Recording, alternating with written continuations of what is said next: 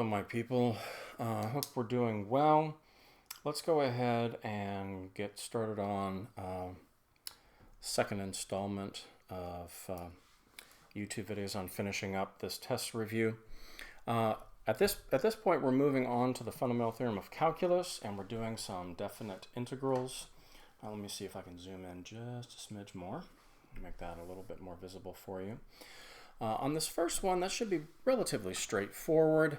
I know that basically when I have it in that fractional form, it's not quite as useful. And so what I'm going to do is I'm going to change it into basically a power rule problem. I see the fact that the original is -3 and the exponent, and therefore I need to add 1 to it, and I'm going to get x to the -2. And I'm going to divide by that new exponent, and then I'm going to evaluate basically that expression from -1 to -2, or -2 to -1. Sorry. Let's go ahead and clean that up just a little bit. Let's go ahead and call it -2, or let's call it -1 over 2x squared from -2 to -1. I think that's going to make it a little bit easier to evaluate. Now, when I plug in, I need to plug in the endpoint to it first. So I get -1 over 2 times -1 squared minus -1 over 2 times -2 squared. And of course, those cancel out, right? The negatives cancel out. And I'm going to be left with -1/2 plus 1/8. Well, this is -4/8, and that's +1/8. So what I have here is -3/8. Okay. On that particular one, it wasn't really all that difficult. Some of it, the only difficulty would be just keeping your arithmetic straight, because, while you should be able to deal with fractions no problem, it's always more difficult dealing with fractions than it is dealing with just whole numbers, integers, and stuff like that. So, all right, let's move on to the next one. We see the fact that we have the area under the curve between 2 pi and 3 pi of sine x dx. Okay. Now, I know that sine x is not a recognizable derivative, but negative sine x is. So basically when I ask myself what is the antiderivative, or what is the integral of sine x, I'm going to get negative cosine x, right? So I get negative cosine x evaluated from 2 pi to 3 pi. And that's going to, I can factor that negative out and not put it in here, or I can just keep it along for the ride. It doesn't really matter. It's going to be the same either way. Negative cosine of 2 pi, and of course right here, boom, boom, those two wind up canceling out. And so in that sense, not losing a negative somewhere in here, it might actually be a good idea to instead do it as negative cosine of 3 pi minus cosine of 2 pi, and that way, you don't run the risk of it winding up just a little bit crowded in here in terms of notation. Now, I know that at cosine of 0, I'm at 1. At cosine of pi, I'm at -1. At cosine of 2 pi, I have returned to 1, right? Because it's a full period later. Okay, and right here, 3 pi is going to be -1. So I get a -1 plus 1, so my answer should be 2.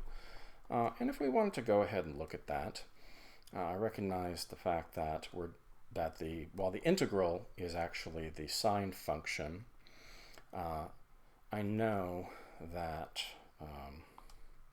what I'm actually dealing with is, of course, while the integral is cosine, I'm looking for the area under the curve from 2 pi to 3 pi of sine.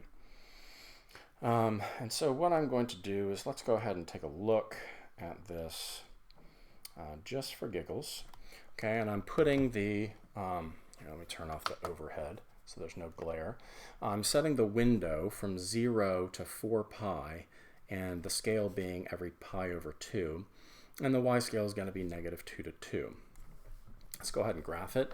And I see from 0 to pi, it's accumulating positive area. From pi to 2 pi, it's accumulating negative area. And then from 2 pi to 3 pi, it's accumulating positive area again. So I got positive area. That shouldn't be a problem right there, right?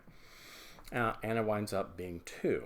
Now, if you're kind of like, well, that sounds a little bit weird, you can always check your answer if it's a calculator problem. And let's say we're going from 2 pi to 3 pi, and I've already plugged it into y1, so I can use my y table, dx, and the answer is 2. Voila. Okay. Now, that one was also relatively straightforward, and the more and more you do these, the more and more of them will be straightforward, okay, until we get to 5.5 where we throw a monkey wrench into the system and start undoing the chain rule.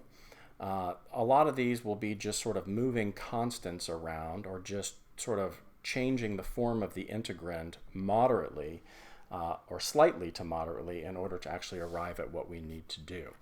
Now this one right here, I recognize the fact that it is rational. And of course, when I'm dealing with a rational integrand, I need to ask myself a few questions.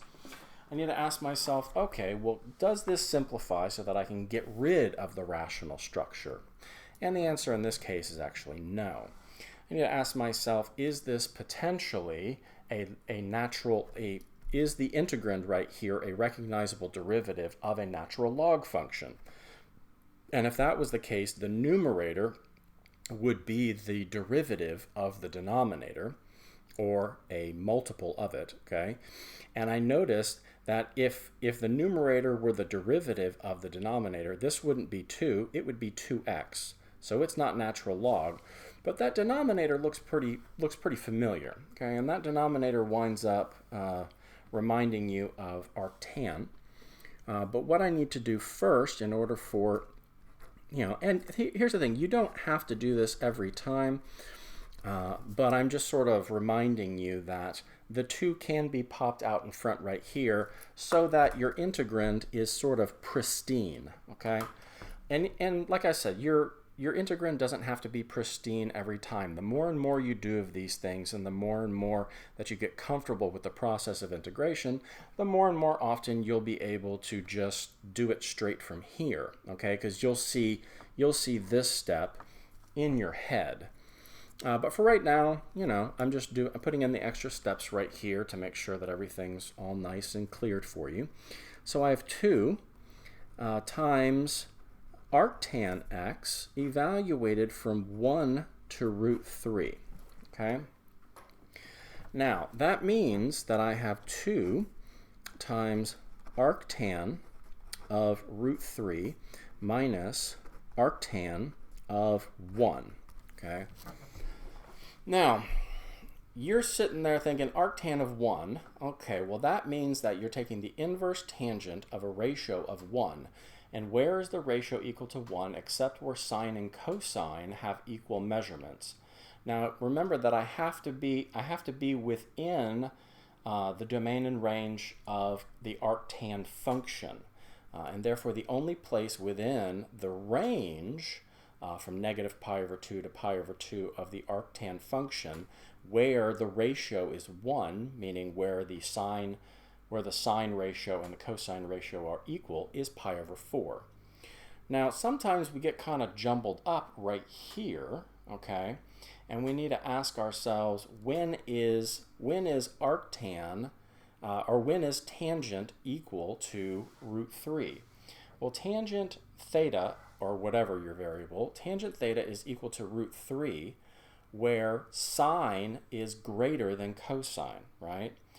And so therefore it's not pi over 6, it's pi over 3.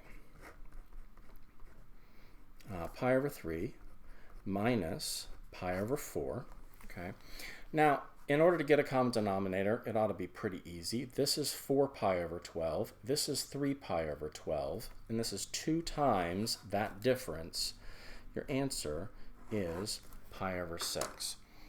Okay? And just in case you're curious whether, okay, did Mr. Forth make a arithmetic error? No. Let's go ahead and take a look. Let's go ahead and go to the y equals, okay? And we're going to set up that. We're going to go ahead and set that up as 2 over 1 plus x squared. And we're going to go back to the, going to go back to the main screen, and we're going to integrate that function in y1 from 1 to root 3.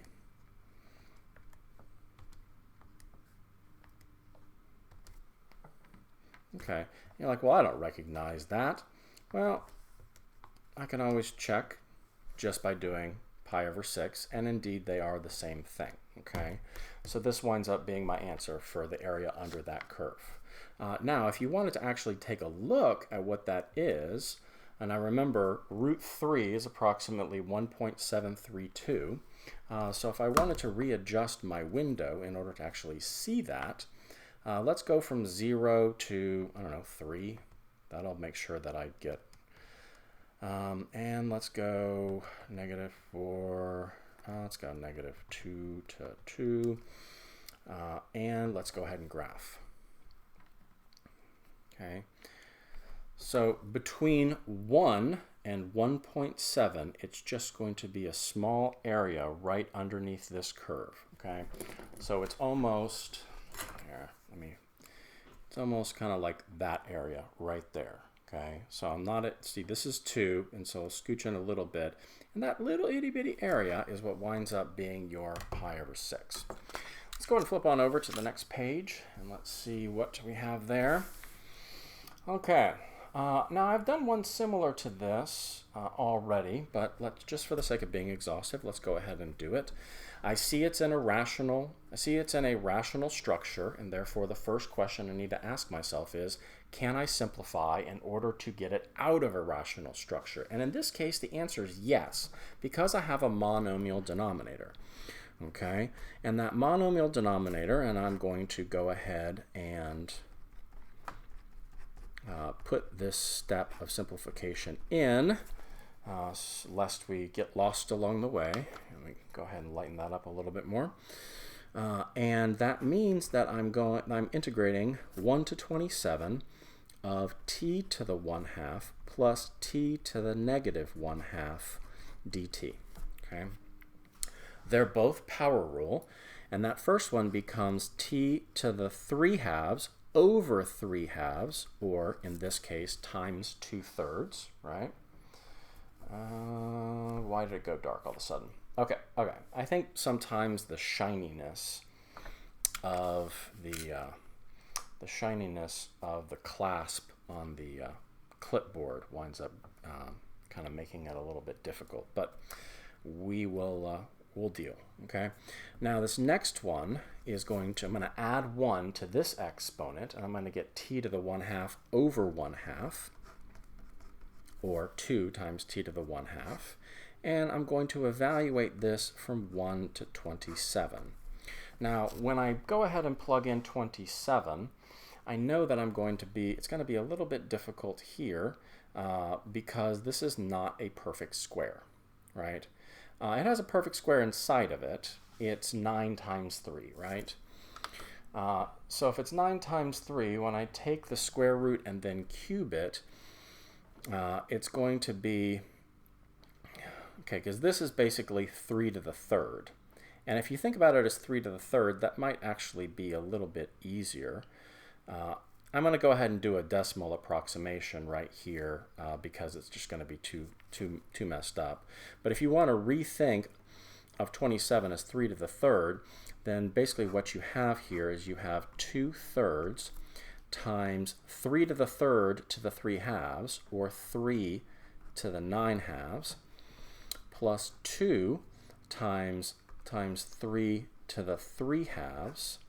And then you basically just, when you plug in 1, you're not really going to have a problem with anything. It's just that.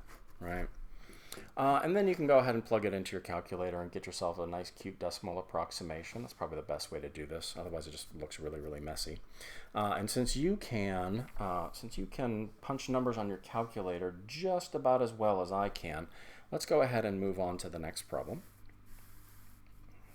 Okay. This one, there's really no changing of the form. This is integrable, that is integrable, so I'm just going to go ahead and say that that is 1/2 x squared plus the natural log of x. And I'm going to be evaluating that from 2 to 6. Now, normally when I integrate 1 over x and I get natural log of x, I usually put the absolute value bars around it when it's an indefinite integral. But I know that I'm only going to be evaluating positive values. I'm only going to be plugging in 6 and plugging in 2, and neither of those are going to require the absolute value bars, so I just leave it out, okay? Now this winds up being, when I plug 6 in, it's 36. 1/2 of that, of course, is 18. So I get 18 plus natural log 6 minus, I'm going to go and plug that in here. It's going to be 1/2 of 4, or 2 plus natural log of 2. And in this case, it winds up being relatively straightforward. You just plug it into your calculator and get a decimal approximation as well. Okay.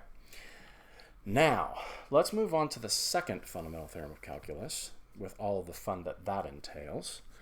Let me go ahead and tuck this back into the clip. Now, when I'm doing the second fundamental theorem of calculus, it can look like this, and it can also look like, you know, dx of 2 to natural log x, 2x minus, or 2, actually that should be a t. That's a typo right there. That should be a t, and so should that. So 2t natural log of t dt. Okay, so it can look like that, or it can look like that and be given these instructions. It doesn't really matter. Different books do it different ways. Different teachers do it different ways. It's best that you understand both ways of it being represented. So let's go ahead and take our derivative. We know that dy dx is equal to, okay, now we're just going to, basically what we're going to do, since this is an expression of x rather than just x itself, I'm going to plug it in, but then I have to remember that this needs to have the derivative taken of it as well. So this winds up being 2 natural log x minus the natural log of natural log x.